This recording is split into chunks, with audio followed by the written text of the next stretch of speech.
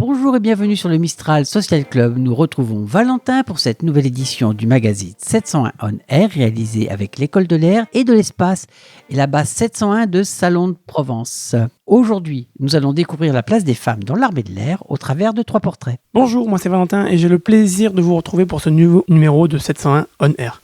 Ce mois-ci, nous vous proposons de nous immiscer encore un peu plus sur la base 701 de Salon de Provence. Je suis donc allé à la rencontre de 3 personnels de la base aérienne et de l'École de l'Air et de l'Espace, 3 personnels féminins exactement. Je vous propose sans plus tarder de faire de plus amples connaissances avec le lieutenant Lucie, adjointe au chef du Bureau des Relations Internationales, du caporal Laetitia, agent événementiel au sein du Bureau Communication et des Relations Extérieures, et de Marie-Aude, civile de la Défense, adjointe au Bureau de la formation professionnelle continue de l'École de l'Air et de l'Espace.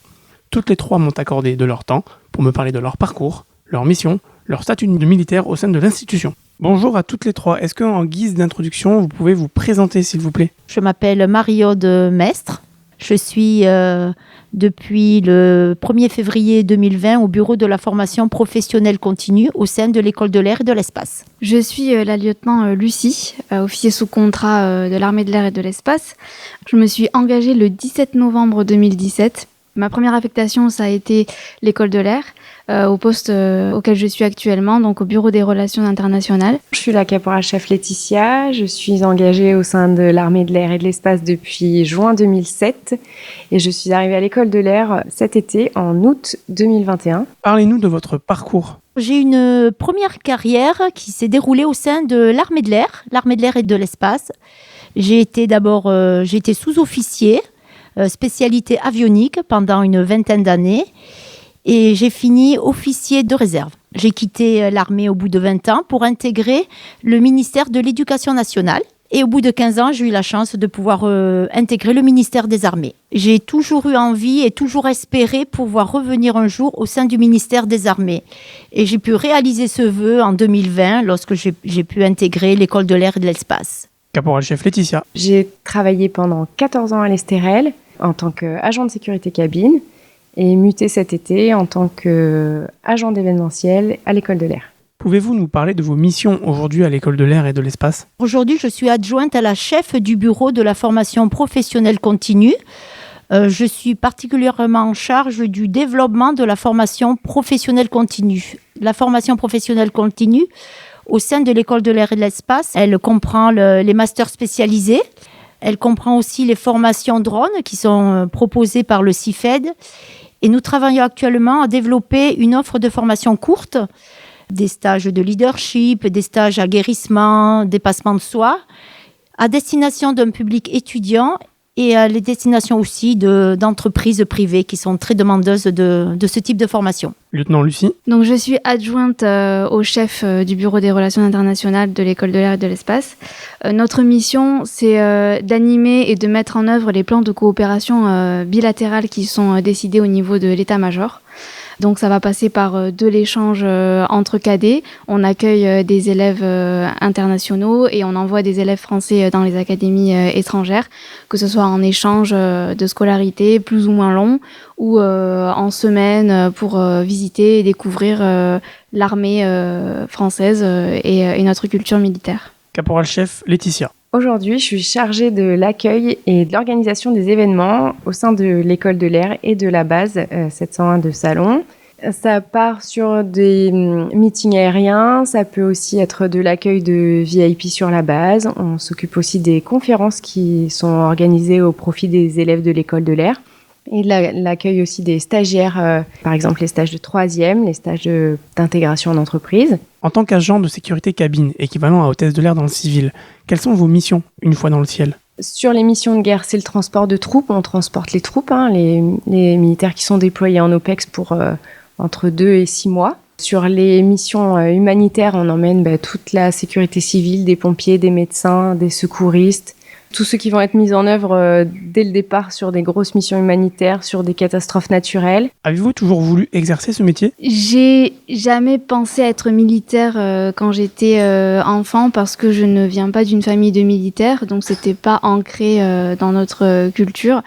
Mais le déclic est venu par mes études, parce que j'ai fait des études de relations internationales. Donc on a abordé les questions de conflits armés. C'est ce genre de problématique et j'ai commencé à m'intéresser au milieu militaire. Et un jour, j'ai eu l'opportunité de postuler pour l'armée. Et oui, je me suis dit, pourquoi pas, ça peut être très intéressant. Et surtout, j'ai vu une occasion professionnelle que le civil ne pourrait pas forcément m'apporter, parce que j'ai remarqué que pour des postes civils à haute responsabilité, il fallait souvent avoir de l'expérience, sauf que quand vous êtes fraîchement diplômé, vous n'avez pas d'expérience professionnelle. Et le milieu militaire m'a offert une formation et une expérience que le civil peut-être ne m'aurait pas offert. Rien ne me prédestinait à être militaire, mais j'étais hôtesse de l'air dans une compagnie civile et sur une plateforme aérienne, j'ai eu l'occasion de rencontrer des militaires qui travaillaient et qui m'ont orientée vers l'Estérel. Voilà pourquoi j'ai tenté les concours et que je suis entrée à l'Estérel. En tant que femme, avez-vous un modèle en particulier, une personnalité qui vous inspire dans l'institution ? C'est Caroline Aigle. J'ai suivi ses débuts, sa carrière fulgurante et j'ai toujours été très admirative de cette femme. Caporal-chef Laetitia. J'ai pas de modèle dans l'institution, mais 14 ans au sein de l'institution m'ont permis de rencontrer énormément de personnes, des personnes avec des carrières et des vécus très différents. Et on s'inspire en fait de chaque personne qu'on rencontre tout au long de notre carrière pour nous-mêmes évoluer au sein de l'institution. En tant que femme militaire, est-ce que vous avez l'occasion de transmettre des valeurs autour de vous, lieutenant Lucie ? J'espère, en tant que militaire, véhiculer des valeurs qui me sont chères, comme le respect, la rigueur, le dépassement de soi, le courage. Je pense que dans le milieu militaire, même quand on a peur, il faut savoir passer outre et tenir ses fonctions pour le bien de la mission et l'objectif de la mission. C'est le cas, je crois, quand on part en OPEX. On part vers l'inconnu, on part dans un milieu qui est hostile et qui ne ressemble en rien à son environnement quotidien. Et il faut dépasser ses craintes. Donc je pense que c'est ce que j'ai envie en tout cas de véhiculer par mon expérience militaire. Caporal-chef Laetitia. Aujourd'hui, mon statut d'ancienne caporal-chef me permet parfois d'être marraine. Ça me permet d'aider à l'insertion d'un jeune militaire au sein de l'institution. Également, aujourd'hui, au sein de la cellule relations extérieures, quand on accueille des stages 3e, on a ce rôle de transmission des valeurs militaires. On a ces jeunes qui ont 15 ans, ils nous voient évoluer en tenue, sur la base, nos rapports entre nous, et c'est dans tout ça on leur transmet nos valeurs militaires au quotidien. Avez-vous eu l'occasion d'effectuer des missions en métropole ou hors métropole d'ailleurs ? J'ai effectué pas mal de missions lorsque j'étais affectée à l'ESTS 15093 sur la base aérienne d'Istres. Je travaillais sur les ravitailleurs, c'était encore les C-135, et j'ai eu l'opportunité d'effectuer des petites missions hors métropole, mais également des détachements de 2 mois en Arabie Saoudite. Lieutenant Lucie. En 4 ans d'armée, je suis partie 2 fois en OPEX. La première, c'était en Estonie, à l'été 2020, en tant qu'officier communication de la mission OTAN de police du ciel. C'est la permanence opérationnelle qui est tenue par l'escadron de chasse de cigogne de Luxeuil.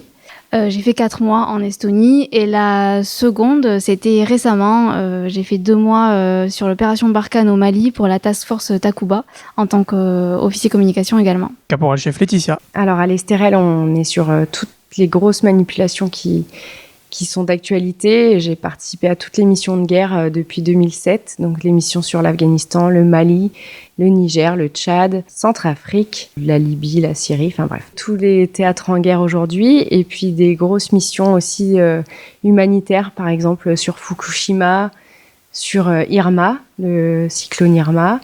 Voilà, toutes les grosses missions, sur aussi le tremblement de terre à Katmandou, toutes les grosses missions humanitaires, toutes les grosses missions de guerre et toutes les missions d'accompagnement du président. Enfin, comment voyez-vous la suite pour vous ? Alors, étant donné que le bureau de la formation professionnelle continue est en plein développement, il y a encore beaucoup d'actions à mettre en place. C'était un vrai défi pour ma responsable et moi-même et j'espère pouvoir rester assez longtemps pour pouvoir mener à bien tous les projets. Lieutenant Lucie. En tant qu'officier sous contrat, je peux aller jusqu'à 20 ans de service.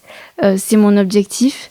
Après, on ne sait jamais ce qui se passe dans la vie, quelles seront mes opportunités dans le futur, mais j'espère en tout cas faire le maximum de temps dans l'armée et voir beaucoup de choses, pas seulement à l'école de l'air et de l'espace, mais aussi d'autres unités, d'autres bases aériennes, pourquoi pas l'état-major, et accumuler le plus d'expérience possible. Caporal-chef Laetitia. La suite, pour moi, elle est dans un avenir assez proche.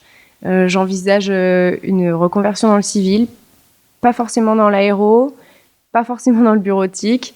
Je n'ai pas encore de projet précis, mais je sais aussi que j'aurai certainement recours à la réserve militaire. De fait de mon jeune âge et de ma disponibilité, je me rendrai disponible pour faire de la réserve dans les bureaux d'une base ou d'une autre. Merci beaucoup aux 3 intervenantes du jour. Vos témoignages prouvent encore une fois que l'armée de l'air et de l'espace n'est pas réservée qu'à la gente masculine, loin de là, et qu'il y a de beaux postes à exercer, même en tant que femme. Merci infiniment donc. Quant à moi, je vous donne rendez-vous le mois prochain avec un nouveau numéro de 701 On Air. Nous aurons rendez-vous avec la tour de contrôle de la BESA 701. Merci Valentin. Notre prochain décollage, c'est dans un mois. Toute l'équipe du Mistral Social Club vous souhaite une bonne journée et vous envoie ses ondes positives. À très vite sur le Mistral Social Club.